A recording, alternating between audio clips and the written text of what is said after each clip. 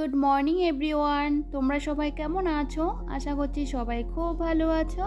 আর তোমাদের ভালোবাসা আমরাও কিন্তু অনেকটাই ভালো আছি। তো সবাইকে উমা ব্লগসের পক্ষ থেকে অনেক অনেক স্বাগত আর অনেক অনেক ভালোবাসা জানিয়ে আজকে সকাল সকাল একটা ব্লগ ভিডিও স্টার্ট করে দিয়েছি। তো সবার কাছে একটাই অনুরোধ, ভিডিওটা পুরোটা দেখার জন্য।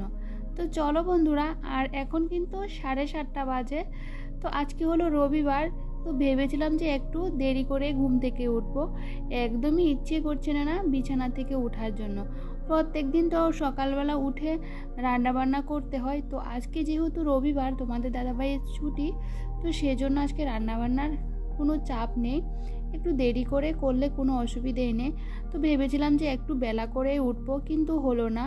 তো যাই হোক, ছেলেও উঠে পড়েছে আমার সাথে সাথে। তো তোমাদের দাদাভাইয়ের ছেলেকে নিয়ে বাইরে আমাদের ঘরের কাজ হচ্ছিল, তো ওইগুলো দেখছে।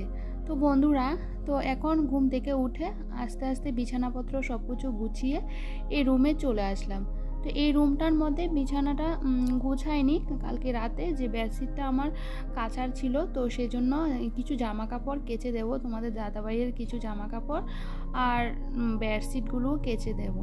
তো বন্ধুরা, আজকে তো রবিবার, সবারই ছুটি, শুধু আমারই ছুটি নেই। তো সরকারি চাকরি বেসরকারি চাকরি সবারই কিন্তু বেসরকারি চাকরিতেও কিন্তু রবিবারে ছুটি আছে। আর আমাদের মতো যারা গৃহিণী আছে তাদের কিন্তু কোনো ছুটি নেই, প্রত্যেকটা দিনে তোমাকে কাজগুলো করতে হয়।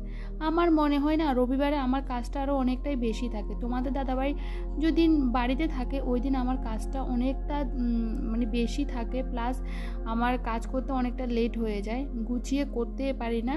তো দেখতে পাচ্ছ তোমাদের দাদাভাই বাইরে এখানে কাজ দেখছে আর ছেলে এখানে দুষ্টুমি করছে। তো যাই হোক বন্ধুরা, সকালবেলা যেগুলো আমাকে করতে হয় এগুলো তো করতেই হবে। তো রোদও উঠে গেছে বাইরে। তো আমি ভাবলাম আস্তে আস্তে করে আমি ঘরটরগুলো গুছিয়ে বেডশিটটা ভিজিয়ে তারপরে আমি বাকি কাজগুলো করব। তো চলো, এদিকে রান্নাঘরে আমি কিন্তু ঘুগনিটা বসিয়ে দিয়েছি, কারণ এদিকে কাজ করছি, রান্নাঘরটা মুছে গ্যাস ট্যাস মুছে ওইদিকে আমি ঘুগনিটা বসিয়ে দিয়েছি। তাহলে আমি ওইদিকে ওই কাজগুলোও করতে পারবো, সেটা তোমাদের সাথে আমি শেয়ারে করিনি বন্ধুরা। তো কি বলো তো, একটা কাজ নিয়ে বসে থাকলে হবে না, তো সেজন্য আমি ঝটাপট করে ওইদিকে ওই কাজগুলো সারলাম আর এদিকে ঘরটাও গুছিয়ে নিলাম। তো ব্রাশ করে একটু জল খেয়ে নিয়েছি, খেয়ে দেখো এখন আজকে চানা দিয়ে আজকে ঘুগনি করেছি আর করেছি রুটি। তো বন্ধুরা, এভাবে করলে না কাজগুলো তাড়াতাড়ি হয়ে যায়, কারণ একটা নিয়ে বসে থাকলে তো হয় না, সব দিকে নজর রাখতে হয়। তো তোমাদের দাদাভাইকে বলছি আমার তো ছুটি নেই, একটা কাজও যদি আমাকে একটু হেল্প করো তাহলে তো খুব ভালো। সত্যি কথা বলতে আমার বোন না কিছুই জানে না, আগাগোড়া রান্না বান্না, ঘর গোছানো, জলও এক গ্লাস ঢেলে খায় না, সব আমাকে করে দিতে হয়। তো টিফিনটা খেয়ে নিয়েছি আর ছেলেকেও খাইয়ে দিয়েছি, খাইয়ে চলে আসলাম রান্নাঘরে। তো দেখতে পাচ্ছ আজকে একটু কোলোর ডাল রান্না করেছি আর করা হচ্ছে বিটের ভাজি। আজকে যেহেতু আমার এই যে রান্নাঘরটা আছে না, রান্নাঘরটা ভাঙা হবে, তো সেহেতু আমি আজকে ঝটাপট করে রান্নাটাও বসিয়ে দিয়েছি আর করলাম চিকেন। ঝটাপট করে রান্নাটা করে নিচ্ছি। এখন বন্ধুরা 9:30 বাজে। তো দেখো সকালবেলা উঠে ঝটাপট করে সব কিছু করে নিচ্ছি, কারণ রান্নাঘরটা আমাকে খালি করতে হবে, সব জিনিসপত্র আমাকে ঘরে ঢোকাতে হবে। এইভাবে টানা হেঁচড়া করতে করতে মনে আমি একদিন পাগলে হয়ে যাব। এদিকে রান্নাটা চাপিয়ে দিয়ে চলে আসলাম বাথরুমে। এই জামা কাপড়গুলোকে আমি সকালবেলাই ভিজিয়ে দিয়েছি, কিন্তু এখন কেচে বাইরে শুকোতে দিয়ে দেব। আর আমাদের ঘর থেকে বাইরেও যাওয়া যাচ্ছে না, খুবই অসুবিধা হচ্ছে। তো কি আর করব, এভাবে আমাকে সব কিছুই করতে হবে।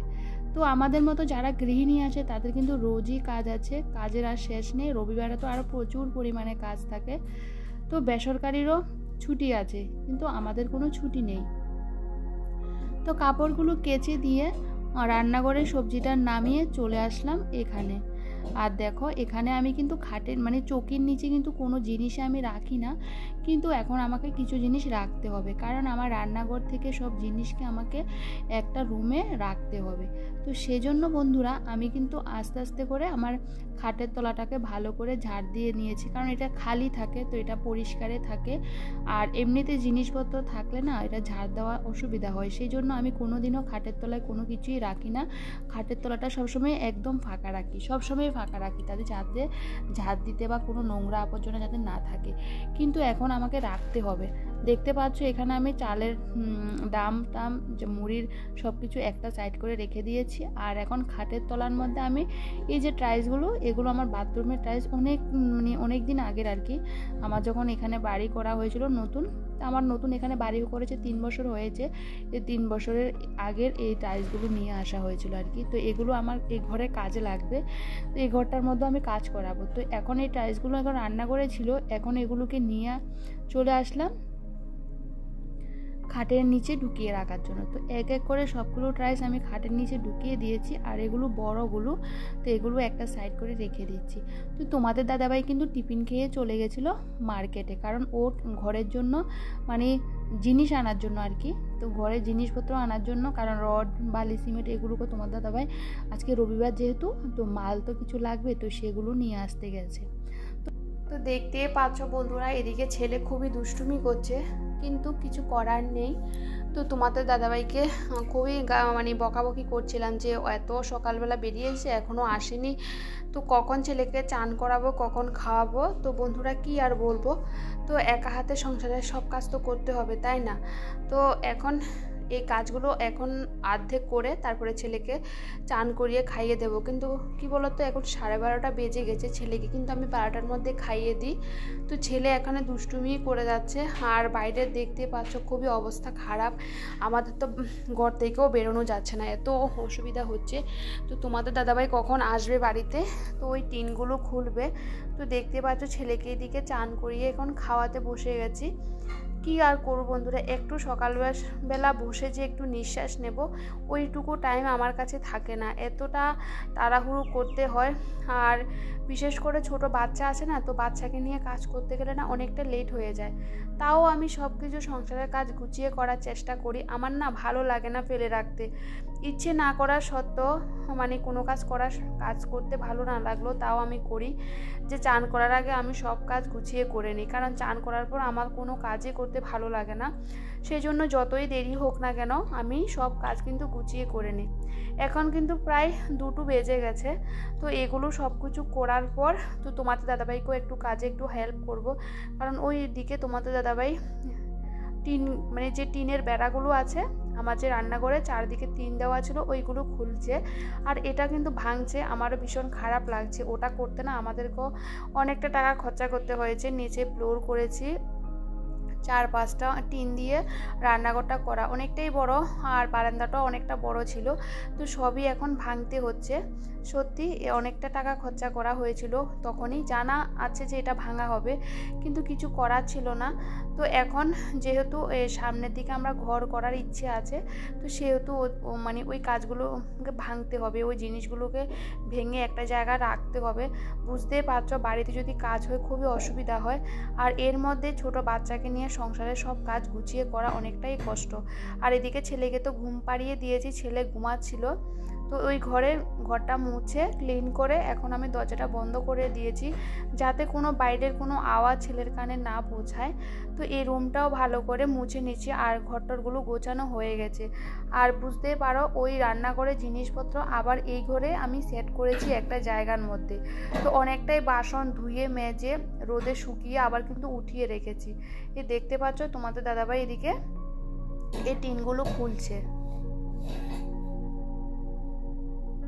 তো বন্ধুরা, তোমাদের দাদাভাইয়ের সাথে একটু কাজ করতে করতে আমারও অনেকটা লেট হয়ে গেছে। এখন কিন্তু 3টে বেজে গেছে। আজকে আমার ঠাকুর পুজো দিতে অনেকটাই লেট হয়ে গেছে।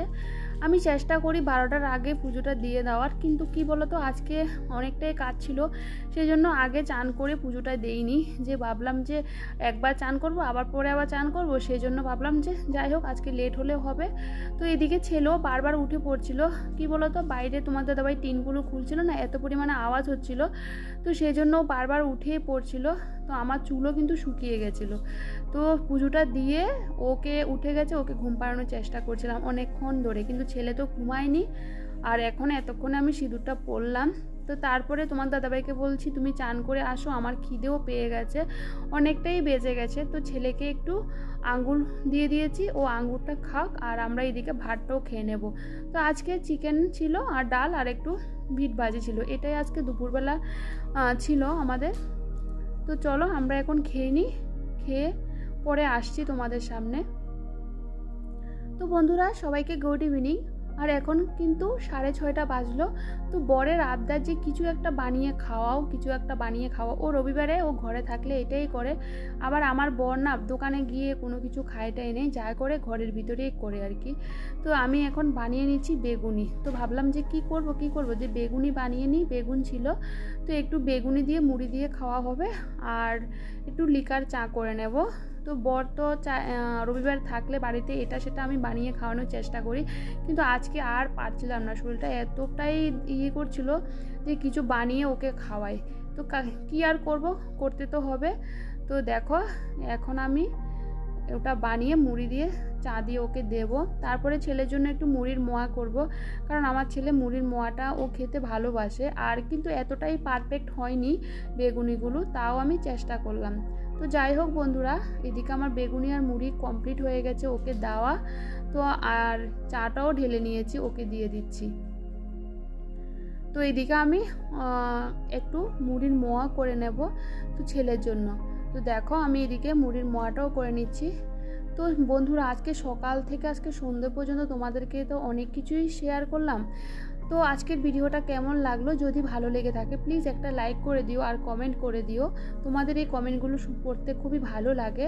তো চলো নেক্সট ভিডিওতে আবার দেখা হচ্ছে। ততক্ষণ তোমরা সবাই খুব ভালো থেকো, সুস্থ থেকো, সাবধানে থেকো। তো চলো সবাইকে টাটা, বাই বাই।